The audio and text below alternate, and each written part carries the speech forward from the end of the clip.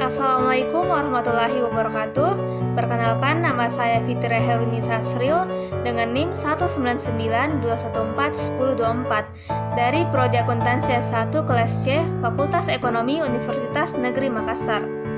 Nah, pada kesempatan kali ini saya akan membahas materi mengenai sejarah perkembangan standar audit di Indonesia. Nah, sebelum jauh membahas mengenai perkembangan audit di Indonesia, terlebih dahulu saya akan membahas sedikit mengenai sejarah pengauditan itu sendiri, di mana pengauditan telah mulai dilakukan sejak abad ke-15. Diketahui bahwa pada sekitar awal abad ke-15, jasa auditor telah mulai digunakan di Inggris. Meskipun pengauditan telah lahir sejak beberapa abad yang lalu, namun perkembangan yang pesat baru terjadi pada abad ini. Selanjutnya, perkembangan audit di Indonesia. Auditorship baru mulai dikenal di Indonesia setelah tahun 1950-an, yaitu ketika semakin banyak perusahaan yang didirikan dan auditorship sistem Amerika mulai dikenal, terutama melalui pendidikan di perguruan tinggi.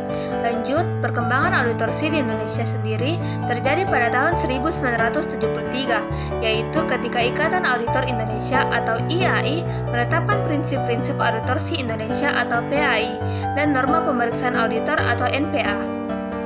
Selain itu, perkembangan juga terjadi dalam perbankan dunia sejak tahun 1988. Semakin berteknologi audit atas laporan keuangan bagi perusahaan-perusahaan yang akan mengajukan permohonan kredit di bank.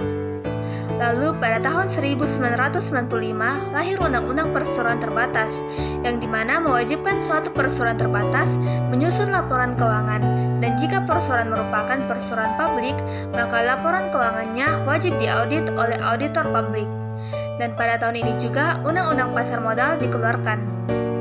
Nah, seiring perkembangan perusahaan di Indonesia, IAI telah banyak melakukan penyempurnaan peraturan yang berlaku di Indonesia, yang mana Indonesia saat ini berkiblat pada peraturan yang dibuat oleh Amerika Serikat.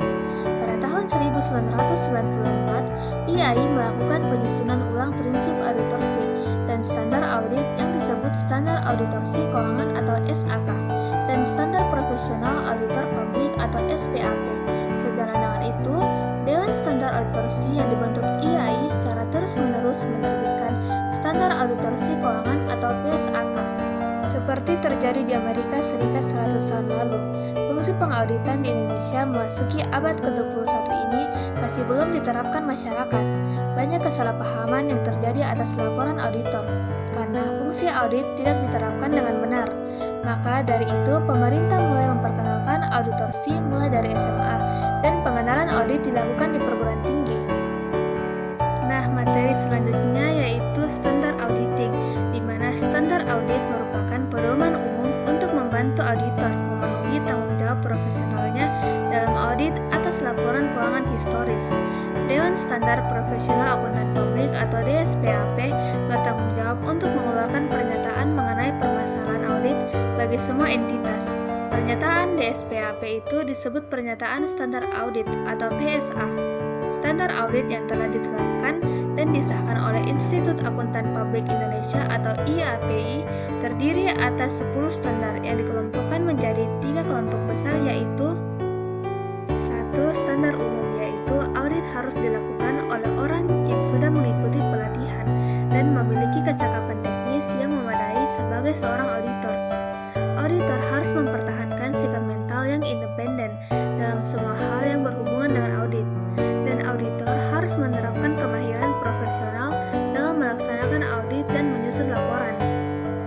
Yang kedua, ada sistem pekerjaan lapangan, yang dimana auditor harus merencanakan pekerjaan secara memadai dan mengawasi semua asisten sebagaimana mestinya. Auditor harus mempunyai pemahaman yang cukup mengenai entitas serta lingkungannya, termasuk pengendalian internal untuk menilai risiko salah saji yang signifikan dalam laporan keuangan karena kesalahan atau kecurangan, dan untuk merancang sifat waktu serta luas prosedur audit selanjutnya. Serta, auditor harus memperoleh cukup bukti audit yang tepat dengan melakukan prosedur audit agar memiliki dasar yang layak untuk memberikan pendapat yang menyangkut laporan keuangan yang diaudit. Dan yang ketiga ada standar pelaporan, yang dimana auditor harus menyatakan dalam laporan auditor apakah laporan keuangan telah disajikan sesuai dengan prinsip-prinsip yang berlaku. Auditor harus mengidentifikasi dalam laporan auditor mengenai keadaan di mana prinsip-prinsip tersebut tidak secara konsisten diikuti selama periode berjalan jika dikaitkan dengan periode sebelumnya. Jika auditor menetapkan bahwa pengungkapan yang informatif belum memadai, maka auditor harus menyatakannya dalam laporan auditor, dan auditor harus menyatakan pendapat mengenai laporan keuangan secara keseluruhan atau menyatakan bahwa suatu pendapat tidak bisa diberikan dalam laporan auditor. Jika tidak dapat menyatakan suatu pendapat secara keseluruhan, maka auditor harus menyatakan alasan-alasan yang didasari dalam laporan auditor.